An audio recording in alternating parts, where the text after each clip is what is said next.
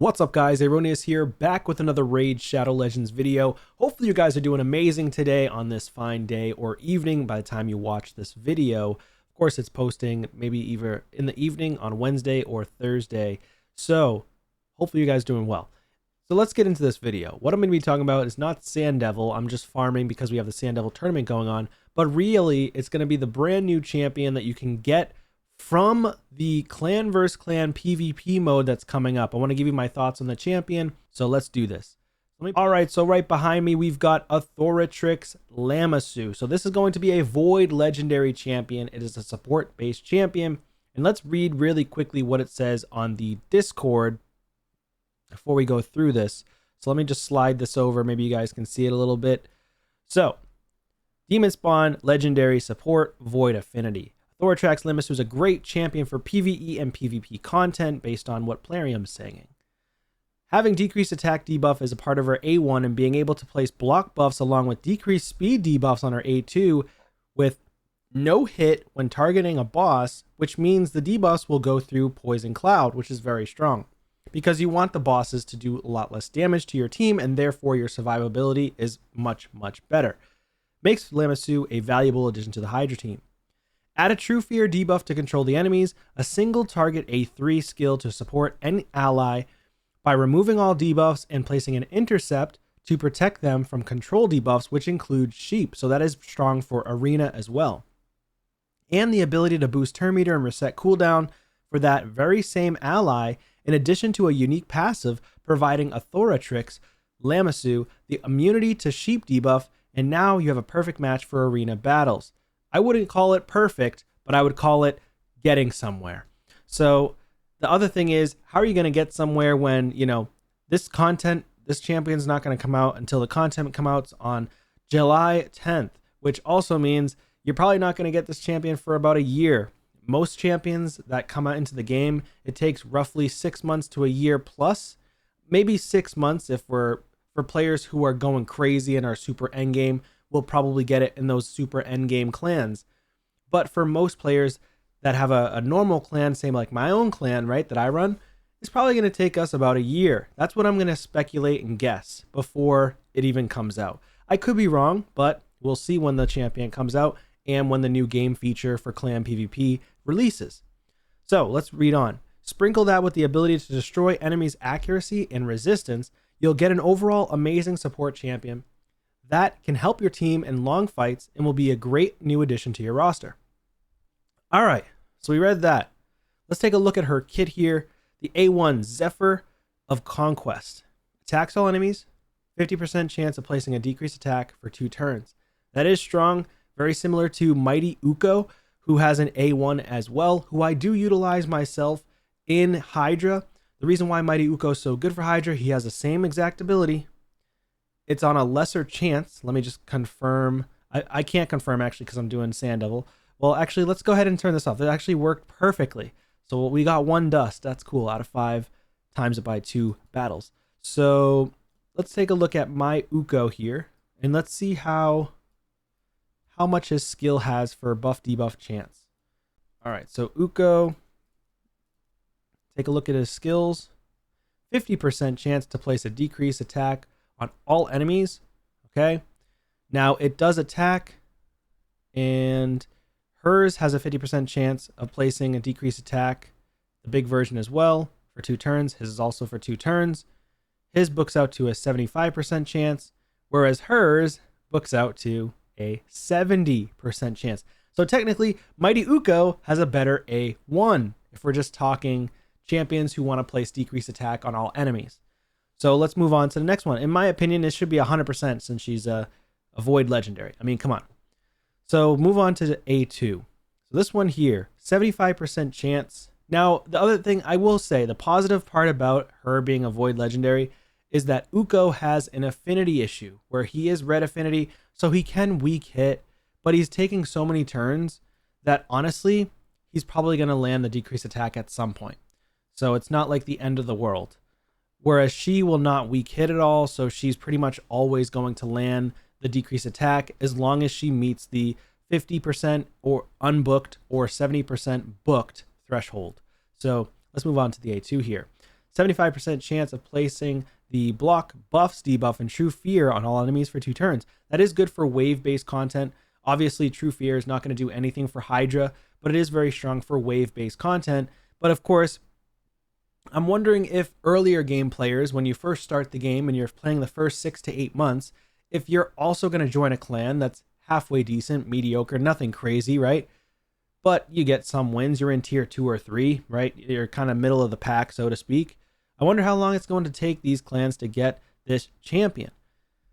So, I mean, by the time you get her, you're probably going to have other champions that are CC, have CC capabilities, can bring you through most of Doom Tower content. If you can get her in a year or under a year when you just start playing the game, I'd say that's pretty damn good. If it takes longer than a year to get her, then I'd say that's very challenging. But, I mean, she is a Void Legendary and she has a pretty decent kit so far. So maybe a year and a half, I'd say tops. If it's more than a year and a half to get this chick, I'd say it's kind of frustrating for most players, especially those players that are very end game or late game like myself, who's been playing for almost 5 years already. So to take another year and a half plus would be just kind of crazy to me. But it is, you know, basically allowing players to continue to play the game and push out the game content as much as possible, kind of just stretch it out. So yeah, I hope to get her very fast, but who knows. Anywho's, let's move on. If the target's a boss, 75% chance of placing a block buffs debuff and a 30% decreased speed on them instead. So that's decent. Okay, that's cool. So it's not a True Fear. It's going to swap to a decreased speed on the Hydra heads. So that's actually really strong because decreased speed is one of the strongest buffs that you need for Hydra. Block buffs and decreased speed. I mean, again, look at Uko on his A2. Block buffs decrease accuracy, which is also strong. It's just not decreased speed. His books out to 100% chance. Hers also books out to 100% chance. So right now she's just like a stronger version of Uko right at so far, right? And then on the A3, she has removes all debuffs from a single ally except this champion, places an intercept stack for 2 turns on them, also fills the target ally's turn meter by 50% and resets the cooldown of all their skills. That is pretty dirty. That is a pretty dirty skill on a 4-turn cooldown, which is not bad. It is only on one ally, but it's still extremely powerful, especially for free-to-play players and low-spend players who don't have their hands and can't get their hands on a Yumeko or a Warlord or anybody that's going to reset your team. Warlord doesn't reset. He just locks out. So Yumeko or Kaimar, I should say. So, yeah, this will be a very strong addition to anybody's team.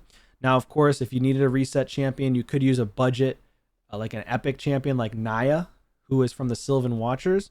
That is who I am recently built up. I haven't completely built her, but I will utilize her in the Hydra at some point. All right, so moving on to the passive here. Authority Manifest. This champion is immune to sheep debuffs. Each debuff placed by this champion decreases a target's turn meter by 5% and decreases their resistance and accuracy by 10, and it stacks up to 100. So that's pretty good. Immune to sheep. I think this is the first champion that in the entire game that will be immune to sheep. I don't believe there's any other champion currently. You can leave it in the comments down below, but I don't believe there's any other champion currently that's immune to sleep, or rather sheep. So that's pretty sick. And then decreases their turn meter and decreases their, each debuff placed by this champion decreases the turn meter by 5% and decreases their resistance and accuracy by 10. Wow. So she could be a very, very strong champion for Arena, especially with the increased ally speed in all battles by 24. It allows you to lower the accuracy on your damage dealers that place debuffs for Hydra. And you can potentially utilize damage dealers as mischief tanks if you need it, because the resistance threshold that you'll need on those champions will be reduced over time. And it's only 10 turns, right? 10 times she places debuffs, which is probably within like 20 turns or so. So And of course, the HYDRA takes so many turns that honestly, she might be pretty like bonkers for HYDRA. I really like this chick. I think she's very strong kit, very good Void legendary. Anybody would be lucky to have this champion. I don't really see anything wrong with this champion at all. I would recommend putting her in a Hex set. So you'll get the Hex, you'll get decreased attack, you'll get block buffs, you'll get decreased speed, and then all you need is decreased defense and weaken. So yeah, she basically has so many roles, right? Block buffs, decreased speed, a Hex, if you put her in a Hex set. Yeah, 4 roles she's playing. 4 roles. That's actually insane. Really strong champion. I like this champion a lot. Let me know your thoughts and comments down below. I'd love to know what you guys think about this champion. Yeah, so I really, really like this champion again. I hope that I can get her very quickly with the clan. I hope that the clan members can get them quickly. And I wonder if the entire clan gets her together at the same time, or does it require specific milestones per clan member based on your participation in the clan versus clan or clan wars? That's going to be an interesting topic of discussion once it comes out.